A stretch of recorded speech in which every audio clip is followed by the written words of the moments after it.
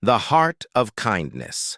CEO's towering office windows looked down on the city like a judge watching over millions. Inside that cold room, a 10-year-old girl stood quietly beside her mother, a maid who had worked there for 10 long years. The CEO mocked them openly, unaware of what destiny had planned. The girl held a small notebook she filled with ideas every day, but the CEO barely noticed her existence. He had called security earlier when her mother brought her to work, but the secretary insisted the CEO paced in frustration. His company was collapsing after a massive system failure caused by sabotage. Hundreds of employees panicked, investors fled, and the media was preparing headlines predicting total bankruptcy. He blamed everyone around him, including the maid who simply cleaned offices. When the maid asked politely if she could help tidy his desk, he exploded. He pointed at the little girl mockingly, telling her that even a child would do a better job saving his company. The room fell silent. The staff froze. The little girl lowered her head, clutching her notebook tightly. Then, in anger and desperation, the CEO said something shocking. He told the girl that if she could save his dying company, he would give her $100 million. Everyone laughed except the girl's mother, who felt her heart break at the humiliation. But the girl didn't cry. Instead, she walked toward the CEO's desk and opened her notebook. Inside were sketched diagrams of software systems, ideas for business models, and tiny written notes about online trend. The CEO stared, surprised. She had been observing quietly for years while her mother cleaned the offices. She flipped to a page showing a structure nearly identical to the system that had collapsed. The girl explained that she watched technicians work every day and learned how the platform functioned. Her mother always thought she was drawing cartoons, not analyzing technology worth millions. The CEO doubted her but listened, mostly because he was desperate. She pointed out the core flaw that had caused the collapse. The senior engineers had overlooked it entirely. She suggested rebuilding a section manually and offered a solution that would take hours instead of weeks. The CEO immediately called his engineering team. They were dismissive at first, but when they inspected the system more closely, they realized the girl's solution was correct. Her mother stood in the corner, unsure whether to smile or apologize for her daughter's boldness. The team began working under the girl's guidance. She didn't touch anything physically, but her instructions led them step by step through the system. Even the oldest engineer in the room admitted she had spotted a key pattern they had missed. It was both humbling and shocking. Hours later, the company's main platform flickered back to life.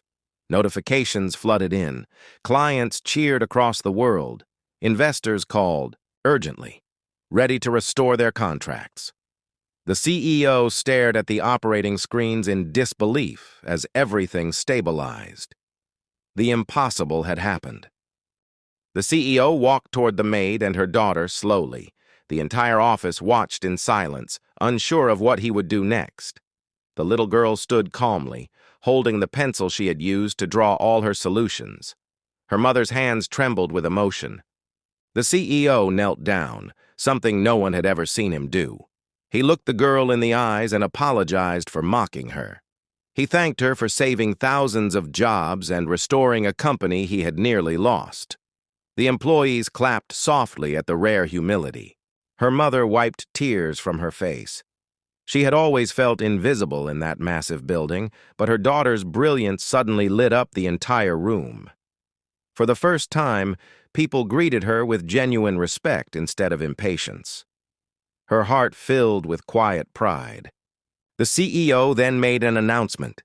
He declared publicly that the girl would receive full financial support for her education.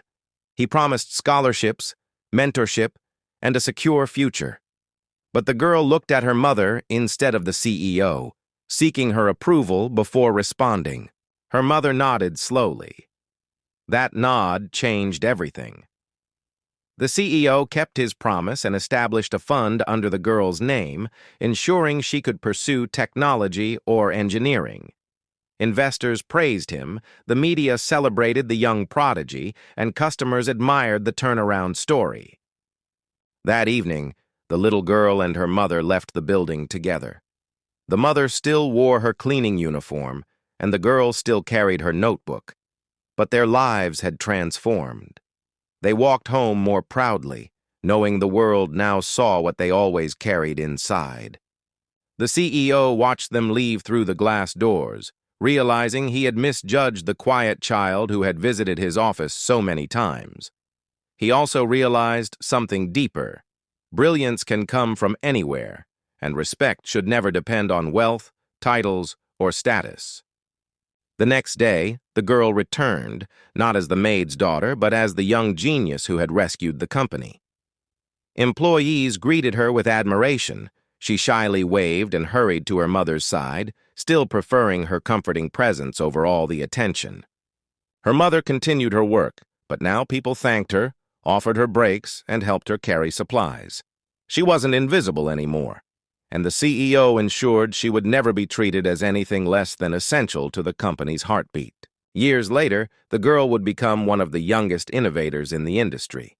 Her mother would retire comfortably, and the CEO would tell her story during every leadership meeting as a reminder that greatness sometimes arrives quietly, holding a small notebook.